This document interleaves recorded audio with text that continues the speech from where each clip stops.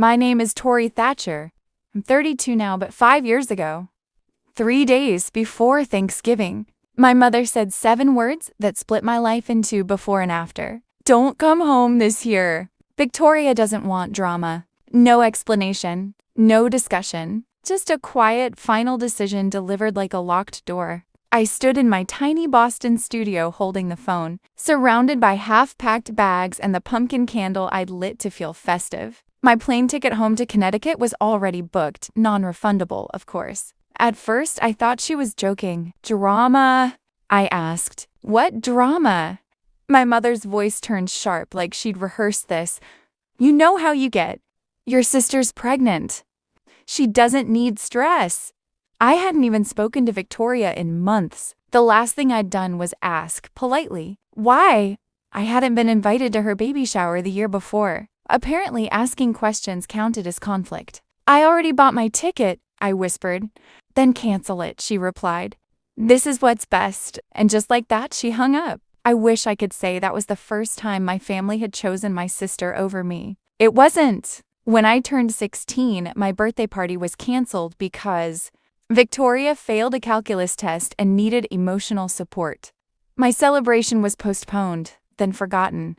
At my college graduation, the moment I'd worked for exhausting years for, I searched the crowd for my parents and found 2 empty seats. They arrived hours late because Victoria had a prenatal appointment. Her baby matters more than a ceremony, my mother told me afterward. More than me, she meant. Growing up, I learned complaining only made things worse. Don't be sensitive. Stop making everything about yourself. Why can't you just support your sister? So I got quieter, smaller, easier. I thought if I took up less space, someday they'd finally make room for me. But at 27, staring at a useless plane ticket in a silent apartment, I realized something painful. There was no version of me small enough to earn their love. Still, I called my father. Some stubborn piece of hope needed to hear him say I mattered. He answered cautiously, already aware. You know how your mother is, he said. Do you want me there? I asked.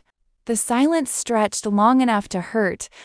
Finally, he cleared his throat. I think it's better if you listen to her this year. That was it. No defense. No protest. I hung up feeling strangely empty, like something inside me had finally stopped fighting if I wasn't welcome at their table. Maybe it was time to build my own, but I had no idea that this decision, made in a cold Boston apartment, would lead me to strangers who would one day stand beside me at my wedding as family. And Thanksgiving was only the beginning. Thanksgiving morning arrived gray and bitterly cold. I woke to the muffled sound of my neighbors welcoming relatives upstairs. Footsteps, laughter, the thud of suitcases, the unmistakable warmth of people gathering where they belonged. My apartment, meanwhile, felt hollow. No messages from my parents. No call from my sister, not even a polite happy Thanksgiving. Around noon, I made the mistake of opening Instagram. Victoria had posted a smiling family photo. Mom, Dad, her husband, their toddler in a turkey sweater, all gathered around the dining table. Caption: grateful for the people who matter most. I zoomed in, counting the chairs. 5 seats. No empty space. No hint I'd ever existed. They hadn't just excluded me, they'd erased me. For a moment, I considered staying in bed all day, ordering delivery, and letting the loneliness swallow me whole. But something stubborn sparked inside me. No, I refused to spend the holiday hiding in the dark, proving them right about me being fragile or dramatic. If I was eating alone, I'd at least do it somewhere bright. Somewhere alive. After searching online, I found one restaurant still serving Thanksgiving dinner, Harborview Grill, an old Boston institution known for polished wood interiors, candlelit tables, and traditional holiday meals. When I stepped inside, warmth wrapped around me instantly. The scent of roasted turkey and fresh bread filled the air. Glasses clinked. Families leaned close in conversation. Kids laughed loudly enough to echo. Everywhere I looked, people belonged. The hostess asked gently, just one? I nodded, pretending it didn't sting. She led me to a small corner table wedged beside a large lively family gathering that stretched across several pushed-together tables. 3 generations, silly.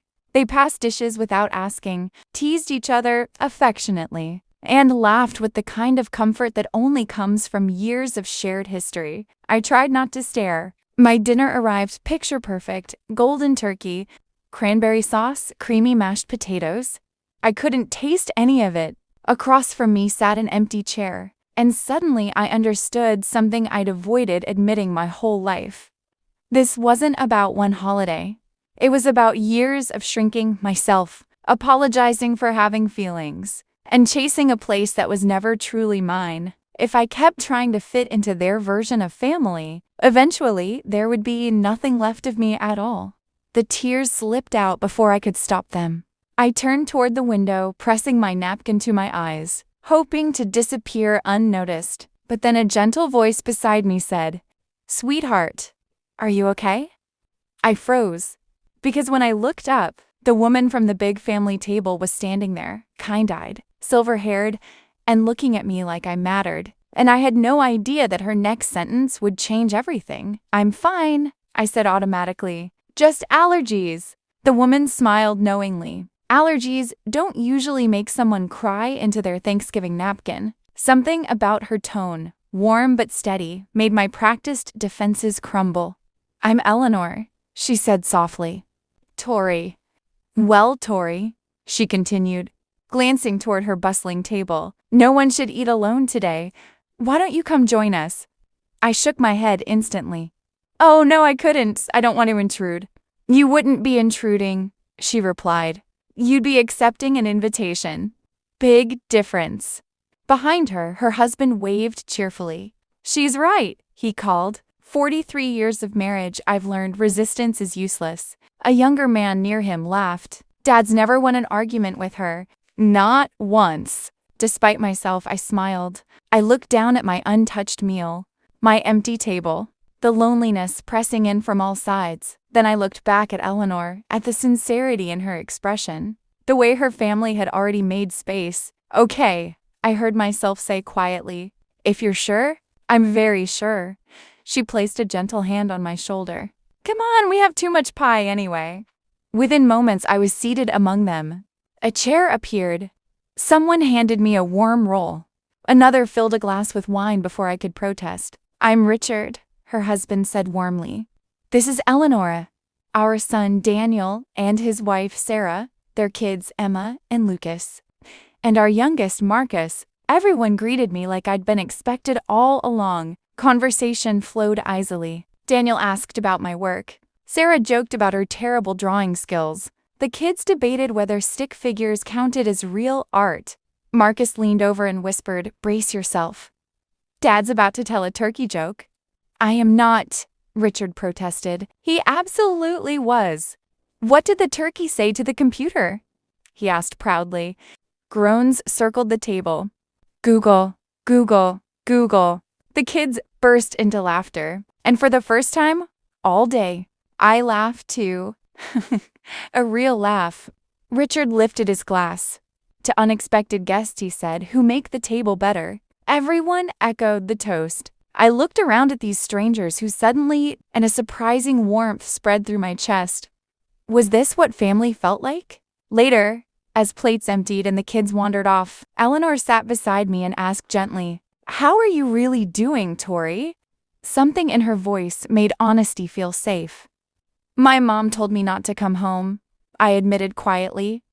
"My sister didn't want drama." Eleanor's expression softened, but not with pity, with understanding. After a thoughtful pause, she said, "I spent 30 years as a family lawyer, and I learned something important." She squeezed my hand. "Usually, the people accusing you of causing drama are the ones creating it." The words hit me like sunlight breaking through clouds. "You're not the problem, Tori," she said. And in that moment, something inside me shifted, because no one had ever told me that before. But what happened after dinner would prove those words were only the beginning. The evening stretched comfortably, the way good gatherings do. Dessert plates filled with pie. Coffee cups were topped off. The younger kids eventually fell asleep against their mother, worn out from excitement and sugar. For the first time in years, I wasn't watching the clock or worrying about saying the wrong thing. I felt included. When the check arrived, I instinctively reached for my wallet. Richard waved me off immediately. "Absolutely not," he said. "Thanksgiving dinner with us comes with one rule." "And what's that?" I asked. "We pay for new friends," he replied with a grin. I tried to protest, but Eleanor leaned in. "Let us do this," she said gently. Kindness only works if someone accepts it. I swallowed the lump in my throat and nodded. As we gathered coats and prepared to leave, Eleanor pressed a small cream-colored card into my hand. I glanced down. Eleanor Morrison, J.D., Family Law, Retired. A Brookline address. A phone number. "If you ever need to talk," she said, "call me. I mean it." Before I could respond, Marcus joined us near the door. "And Sunday dinners," he added casually, "every week at our place." "You should come." "That's really kind," I said, unsure. "But I don't want to impose." "You wouldn't," Eleanor replied firmly. "Family isn't about blood, Tori. It's about showing up." Outside, snow was falling harder now, coating the sidewalks in white. Through the restaurant window, I saw other families leaving together, kids carried on shoulders, leftovers packed in boxes, laughter trailing behind them. I turned back to the Morrisons. Richard adjusting Eleanor's scarf, Daniel lifting a sleepy child into his arms, Marcus holding the door open, waiting patiently. A strange thought flickered in my mind. What if belonging wasn't something you earned, but something you accepted? "Okay," I said softly. "Maybe I'll stop by sometime." Eleanor smiled like she already knew I would. I walked home that night holding her card tightly in my pocket, not realizing I just met people who would soon become central to my life. I didn't visit the next Sunday, or the one after. It felt too bold, too unfamiliar, too much like stepping into a life that wasn't mine. But in early December, Eleanor called just to check on me. Her voice was warm, natural, like she'd known me for years. And a week later, I found myself standing nervously on the Morrison family porch, staring at a welcoming house glowing with light. I hesitated for 5 full minutes before knocking. The door swung open almost instantly. "There you are," Eleanor said, pulling me into a hug. "We saved you a seat." I stepped inside, and without realizing it, I had just walked into the first chapter of a completely new family. That first Sunday dinner felt like stepping into someone else's life. The Morrison house smelled like roasted chicken, garlic, and something sweet baking in the oven. Warm light filled every corner, and laughter drifted from the kitchen before I'd even taken off my coat. Eleanor guided me inside like I belonged there. "Everyone, look who finally came," she announced. No one acted surprised. No awkward introductions. No polite distance. Daniel handed me a drink. Sarah asked about my week. The kids immediately started arguing about whether I should sit next to them. Marcus leaned over and whispered, "Careful. Once they fight over your seat, you're officially trapped." I laughed nervously, but inside something soft. Dinner itself was loud, messy, and wonderfully normal. Richard tried teaching me chess afterward, insisting strategy was more important than skill. I lost in 12 moves. He claimed it was progress. Eleanor packed leftovers for me before I could refuse. "Sunday rule," she said. "Nobody leaves hungry." I told myself it was just one visit. But the next week, Eleanor texted a simple message. "Same time Sunday. Your chair's waiting." I went again, and again. Somewhere between December and spring, the visits stopped feeling like invitations and started feeling like routine. I learned everyone's habits. Richard always read the newspaper at the table before dinner. Sarah hummed while cooking. Daniel told long, winding stories that rarely had a point. The kids raced to hug whoever arrived last. And Marcus became the easiest part. We started texting outside of dinners, random memes, movie recommendations, sarcastic commentary about Richard's terrible jokes. At dinners, we naturally ended up sitting next to each other. No one arranged it. It just happened. Sometimes we stayed after everyone else moved to the living room, talking about work, childhood stories, or nothing important at all. It felt effortless, safe, real. For the first time in my life, I wasn't measuring every word or trying to be the easiest person in the room. I was just myself. Christmas came and went. No call from my parents. No message from my sister. Oddly, I didn't feel the familiar ache. Because Christmas morning, Eleanor had dropped off homemade cinnamon rolls at my apartment. And that afternoon, I spent the holiday at the Morrison house, helping the kids assemble toys and laughing through wrapping paper chaos. At some point that day, watching Richard nap in his chair while Eleanor scolded the kids gently for running indoors, I felt a quiet realization settle in. I wasn't visiting anymore. I was part of this, not by obligation, not by blood, by choice, by love.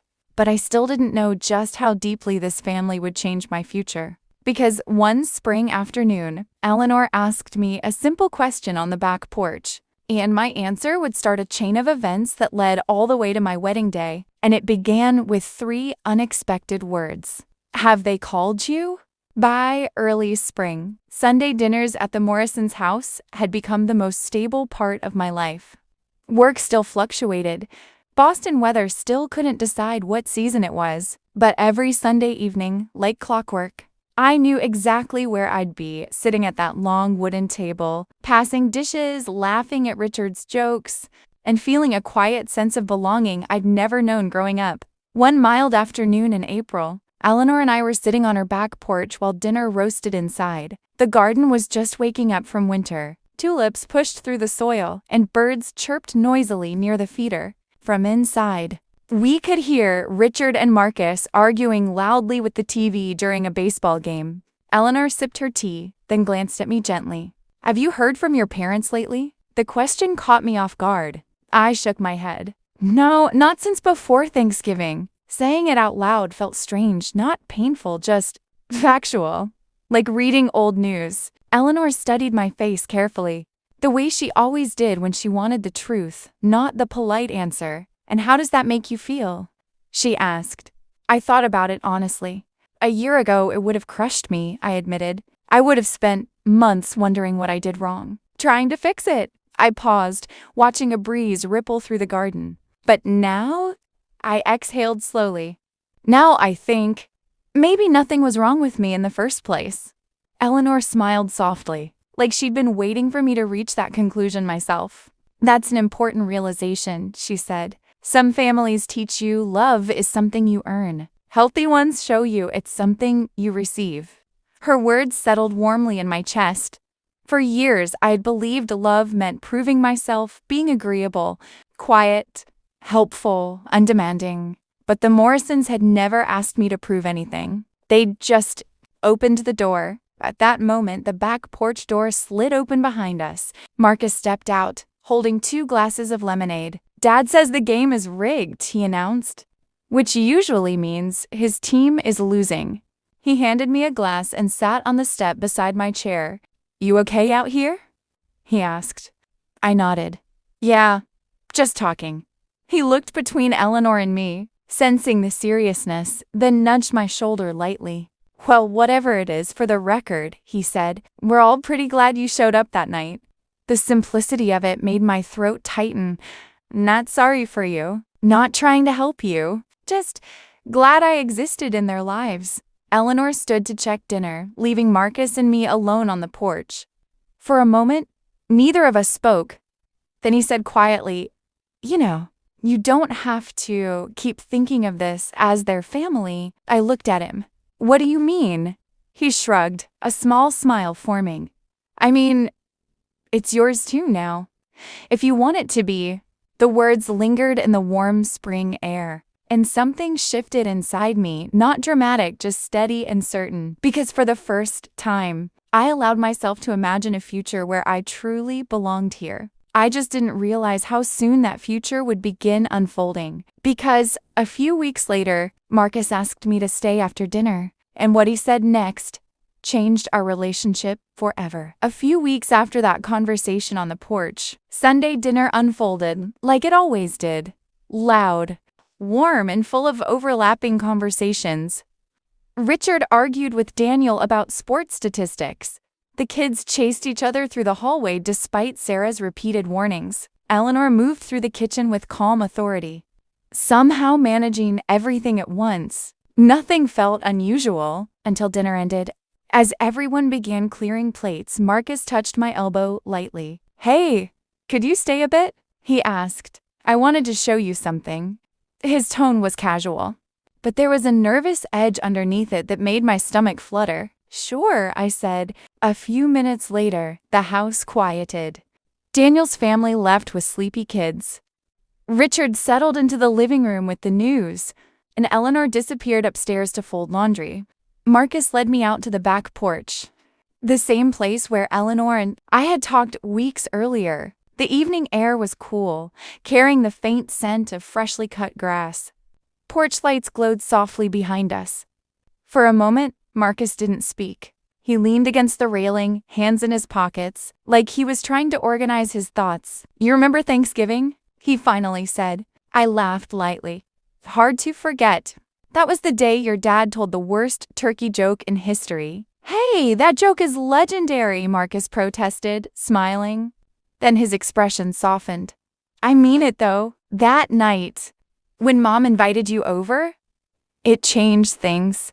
"For me too," I admitted quietly. He nodded, looking down at the porch floor. "I've been trying to figure out how to say this without making it weird," he continued, "which is ironic because it's definitely going to sound weird no matter what." My heart started beating faster. Marcus took a breath. "Somewhere between Sunday dinners, late-night texts, and arguing about movies, you stopped feeling like just someone my parents helped out." He met my eyes. "You started feeling like the person I looked forward to seeing the most." The world seemed to pause. "I didn't want to rush it," he said. "You'd been through enough with your family, and the last thing I wanted was to make things complicated. But pretending I don't feel this anymore isn't working." His voice softened. "I like you, Tori, more than as a friend, and I just needed to be honest about that." For a second, I couldn't speak. Not because I was unsure, but because the answer felt so clear it almost scared me. All those easy conversations.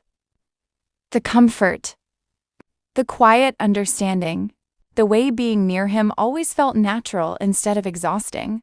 "I was hoping you'd say that someday," I whispered. Relief spread across his face, followed by a smile so genuine it made my chest ache. "Here." "Yeah." He laughed softly, shaking his head. Okay, good, because I really didn't have a backup speech. We stood there smiling at each other, the moment simple and steady, not dramatic, not overwhelming.